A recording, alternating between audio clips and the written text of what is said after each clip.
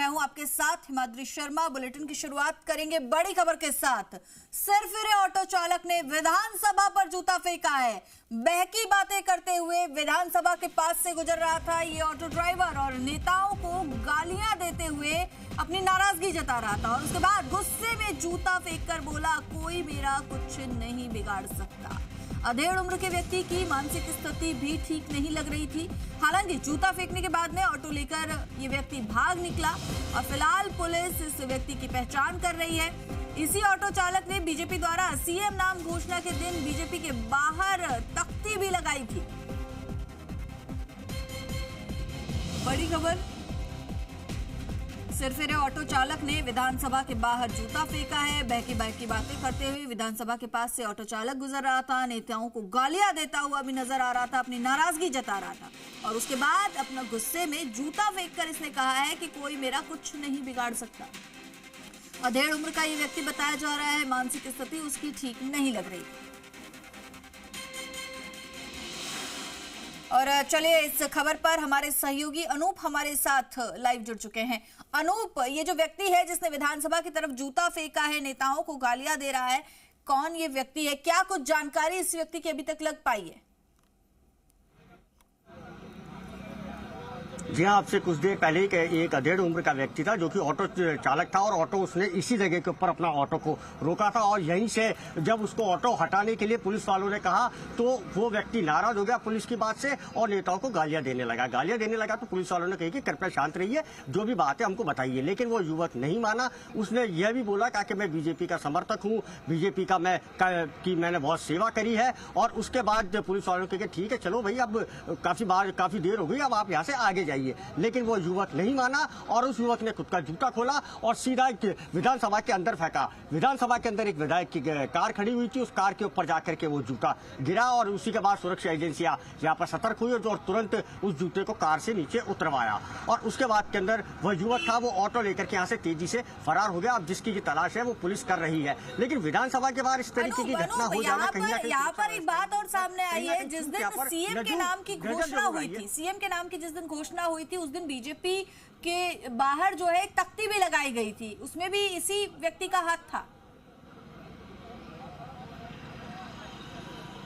जी हाँ, देखिए इस तरीके की यहाँ पर घटनाएं सामने आ रही है कि जिस समय जब भजन लाल जी के मुख्यमंत्री नाम की घोषणा हुई थी तभी भी एक तख्ती बीजेपी के अंदर इसी तरीके की मिली थी। उसकी भी यहाँ पर जांच चल रही है और जो सुरक्षा एजेंसियां हैं, जो पुलिस है, अब उस ऑटो चालक की तलाश के अंदर जुट गई है। ऑटो चालक कौन था, वो यहाँ तक क्यों आया, उसके आने का क्या मकसद था, उसके आने का यहाँ पर क्या कारण रहा, इसी को लेकर के जो सुरक्षा एजेंसियां हैं वो उसकी तलाश के अंदर जुटी हुई है। अब आगे की जो पूछताछ है कि उसके जूता फेंकने का कारण और गालियां बकने का कारण क्या रहा, उन सब की यहाँ पर जो जांच है वो की जाएगी। जी बिल्कुल, क्योंकि देखिए तस्वीरों में हम अनूप देख पा रहे हैं कि जिस तरह से उस व्यक्ति ने जूता फेंका है, और देखिए ये कोई छोटी बात नहीं है। राजस्थान विधानसभा है और विधानसभा में इस तरह से जूता फेंका जाना, उस वक्त जो आसपास जो सुरक्षा गार्ड थे वो क्या कर रहे थे? जी हाँ, देखिए सुरक्षा गार्ड के वो विधायकों की सुरक्षा के अंदर लगे हुए थे और जो विधानसभा के जो सुरक्षा गार्ड है वो गेट के ऊपर उस समय तैनात थे। लेकिन जो एंट्री वाला जो गेट है, उसके पहले वाला जो गेट है जहाँ पर मीडिया कर्मी खड़े होते हैं, उस जगह की यह घटना है। और इसी के साथ ही एक दूसरी घटना भी घटित हुई है जिसका कि मैं जिक्र यहाँ करना चाहूंगा। इसी गेट से मात्र 50 मीटर दूरी के ऊपर एक व्यक्ति आता है, सिर के ऊपर वो चप्पल उसके बंधी भी होती है रस्सी से, गले के अंदर उसके मटकी लटकी भी होती है और पीछे की तरफ उसने झाड़ू लटकाई भी होती है। जब वो व्यक्ति विधानसभा की ओर बढ़ रहा होता है तब तक भी सुरक्षा एजेंसियां सतर्क नहीं होती है और उस व्यक्ति को जाने से नहीं रोकती हैं। जब हवा महल के विधायक हैं बाल मुकुंद आचार्य, वो जी यह व्यक्ति अलग है और ऑटो चालक है वह व्यक्ति अलग है। जब वह व्यक्ति आगे की ओर बढ़ रहा था तो बाल मुकुंद आचार्य की उसके ऊपर नजर पड़ी। बाल मुकुंद आचार्य ने उसको रोका, उससे कारण पूछा कि क्या कारण है, तो वह व्यक्ति भी बहकी बातें बाल मुकुंद आचार्य के साथ करने लगा। और उस आदमी के हाथ में कुछ कागज थे जो हवा महल के विधायक है बाल मुकुंद आचार्य, उन्होंने अपने हाथ के अंदर ले लिया और उनको पढ़ा और उसको कहा कि तुम्हारी जो भी समस्या है, ये मेरा विजिटिंग कार्ड है, इसके अंदर मेरे नंबर लिखे हुए हैं और जो मेरे सुरक्षा अधिकारी हैं उसके भी नंबर ले लीजिए और कोई भी अगर किसी भी तरीके की कोई परेशानी हो तो आप मुझसे मिल सकते हैं। और उसी समय उसके सिर के ऊपर जो बंधी हुई चप्पल थी वो बाल मुकुंद आचार्य ने खुद ने खोली, गले के अंदर जो मटकी लटकी हुई थी वो मटकी हटाई और उसके पीछे की तरफ उसने एक झाड़ू बांध रखी थी, वो झाड़ू भी उसकी खोली गई। उसके बाद के अंदर बाल मुकुंद आचार्य ने उसको दुपट्टा पहनाया और उसी समय वहां पर जय श्री राम के नारे लगने लगे। और तभी भी बाल मुकुंद आचार्य ने कहा कि अगर किसी भी तरीके की कोई भी तकलीफ हो तो मैं आपके साथ में हूँ, आप इस तरीके की घटना को अंजाम मत दो, ये बहुत ही सेंसिटिव जोन है,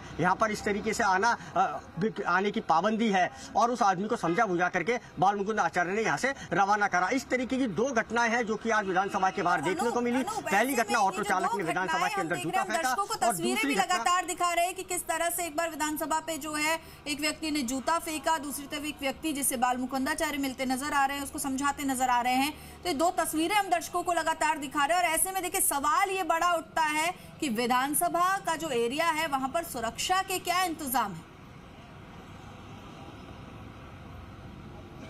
जी हाँ, बिल्कुल। विधानसभा के बाद सुरक्षा के पूरी तरीके से यहाँ पर इंतजाम किए गए हैं। विधानसभा के चारों ओर बैरिकेडिंग की गई है।